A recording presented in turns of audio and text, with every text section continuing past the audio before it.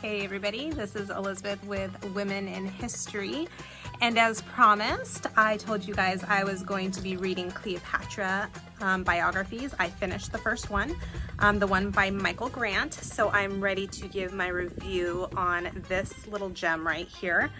So first I just want to say Michael Grant writes very detailed, has amazing references. I will say, however, that this read to me a little textbook-ish, and I like reading things that flow a little bit easier. It was some of the stuff he talked about was so detailed, which is really good if you want a detailed biography about someone. So I guess in that sense, for those who really want the historical stuff, this would be a great option for you. And what I mean by that is he goes very deep into the Ptolemy line. He goes very deep into topics of the god Dionysus and Isis, which makes sense because Cleopatra and Mark Antony sort of reference themselves as these two living gods in order to sort of gain popular opinion, because deities and that culture were so important and significant, and once you got to that god status, it made doing anything so much easier, because now you were looked at as a god and not just a man. So it makes sense that he goes into a lot of the historical features of the gods, but it was just something I wasn't super interested in. He also goes into some of the stuff on when the calendars were changed and why they were changed. So a lot of just deep detail in here, but there were some really interesting bits. I found out that I love Plutarch. I don't know if you guys have read any of Plutarch's stuff, but Plutarch, he's maybe my new favorite Roman historian, ancient historian, because he's amazing. And I highlighted see these yellows, these were some of his quotes that I will share with you so you could see just how amazing Plutarch is, and you'll probably become a Plutarch lover like myself. But first I wanted to share, and there was a couple things that Michael Grant wrote in here that I was sort of like, why did he write that? What was his intention behind writing that? So I highlighted those so I can share it with you guys. I sort of put on my notes, and yes, you could see I annotate my books. I put on my notes like, say what? Like, why is he saying that? So here's one of his quotes when he's talking about the Ptolemies. It is doubtful, however, if the Ptolemies escaped genetic trouble altogether, for a number of them were abnormally fat. And then he goes on to say, it is not clear if this disability also appeared on the female side of the family. At any rate, there is no record of Cleopatra, who only lived to the age of 39, becoming gross. Gross, yes, he said gross. He said gross. Anyways, as a female and someone who has struggled with her weight, to this persistent inbreeding, notably her total absence of moral sense and a tendency to murder her brothers and sisters, which may have been partly an inherited family habit. That was another thing that didn't sit well. A persistent inbreeding took away her morality. I was like, yeah, no, those didn't sit well with me. So, sorry, I didn't like that. But now I want to tell you a quote that I thought was super cool, and I could totally see it. So, if you guys know about Caesar was very, very enamored with Alexander the Great. So this line that Michael Grant says totally fits for me, totally resonates. This is what it says. Although Caesar was no upstart, he was exceedingly insistent upon the value of glorious ancestry and must have liked the idea of associating with a woman descended from Ptolemy I and related to Alexander the Great. So I can totally see him wanting to be with Cleopatra, specifically because she had, how I talked about before, that lineage all the way back up to Alexander the Great. He was super starstruck in modern terms with Alexander the Great. I believe he cried somewhere where Alexander was, because he realized Alexander had done so much by such an early age, and he hadn't done all that yet, and he like shed tears. So he was very, very starstruck by Alexander the Great. So knowing that she was, you know, 6 degrees of separation from him totally makes sense that that could have been one of the factors of why he was, you know, enamored with her and why they had their affair. I just thought that was a little interesting tidbit. So now on to some of my Plutarch quotes that I freaking fell in love with. So Plutarch is who gives the information in this book, who gives more Michael Grant quotes with more specific details about Cleopatra as well as Mark Antony. And I'm the type of person when I read, especially when I read biographies, I really want to feel like I know the person. Like I can feel their vibe, I guess, in a sense, because it makes me, it's just relatable, right? Like if you're reading almost like textbookish, it's not relatable, and I can't assess. I want to be able to envision that I'm in that place and time when I'm reading something, because it's like, to me, when I'm there in the mind's eye, I'm completely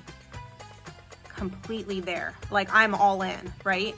And if I'm reading it as a textbook, my mind starts to wander, and that's why this book, except my Plutarch quotes, I really freaking love Plutarch if you can't tell. So here's a quote by Plutarch about Cleopatra.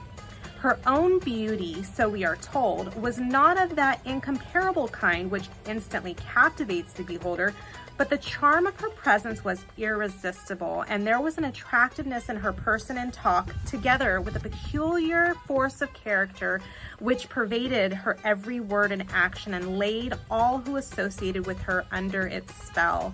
It was a delight merely to hear the sound of her voice. I mean, Plutarch, dude, you know how to write so we can be there in the moment with you, right? Like, can you just feel like you're talking to her? That something was so enchanting about just, it put you under its spell, just the sound of her voice people wanted to hear. I mean, it's a pretty cool characteristic, right? So that's one of Plutarch's. I'm going to give you another one. This is a character profile of Mark Antony.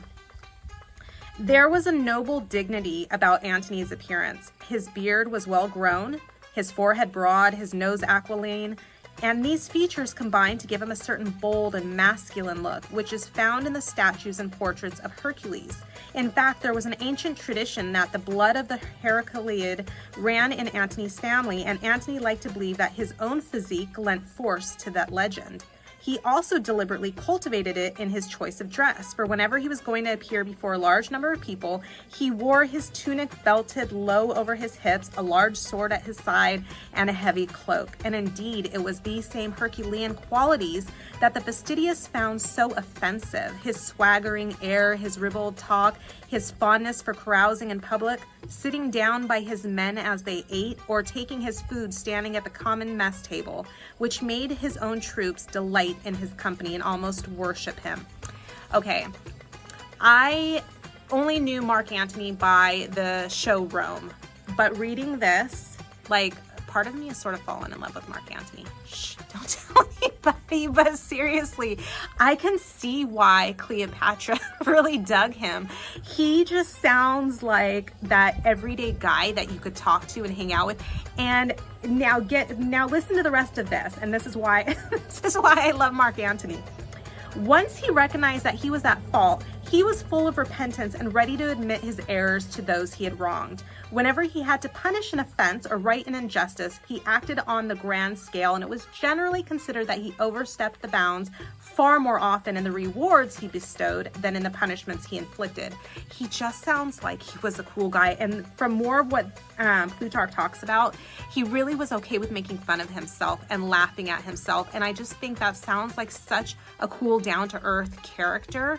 I mean, granted, he was ambitious, do not get me wrong. He was super ambitious, but he really was different than most Romans. Most Romans really almost sound like they had a stiff upper lip in their laws and their ways and their mannerisms. And Mark Antony was definitely more on the side of doing his own thing, living by his own rules. And I just really sort of fell in love with his character through the stuff that I read about by Plutarch, because yeah, it described him in such a cool way.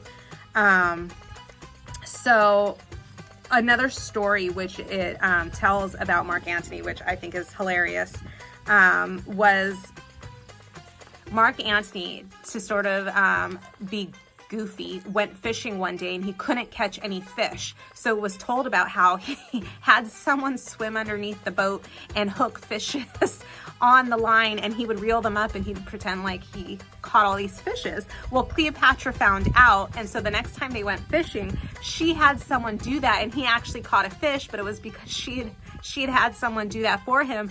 And then she basically told him what had happened, that they had played a trick on him. And her quote to him, which I love this too: "Imperator, you had better give up your rod to us poor rulers of Pharos and Canopus. Your sport is to hunt cities and kingdoms and continents." Like, the way that that's described and the way this book sort of shares their relationship, like, you could tell they probably had a lot of fun together. You could tell there was a lot of love between them, and really it gave the human side of their connection, at least for me. There was enough in here that I got to feel their connection and get a better sense of how they were as a couple, which, you know, is something that I'm into. That's why I like historical fiction so much, is because you can assert more humanistic qualities through the imagination than, you know, what history documents, unfortunately. And I really want to emphasize this when reading this. I want to emphasize this when reading any kind of biographies on, you know, ancient history. There is the saying that history was written by the winners. It's true. And imagine this, there's a lot of negative stuff that was written about Mark Antony, and I tried overlooking a lot of that and sort of reading between the lines, because Octavian won.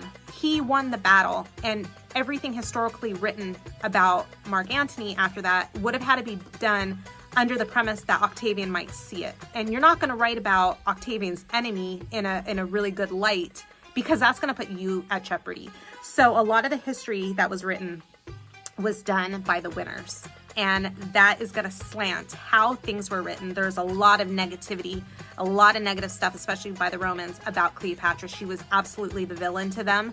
But like I said, history was written by Octavian's people. So you have to take that into light when you read any kind of historical works and documents, and really understand that there is a strong bias, especially when the sources are so limited.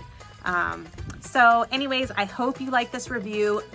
Would I recommend this book? Yes, I would. For those who really want to get a deep dive into Cleopatra, I would absolutely recommend this. Those who really want something a little bit more personal about her as a person, this is probably not the book for you. Something a little bit lighter, something that's not as textbookish, probably not the book for you. Anyways, I hope you enjoyed this review. Bye.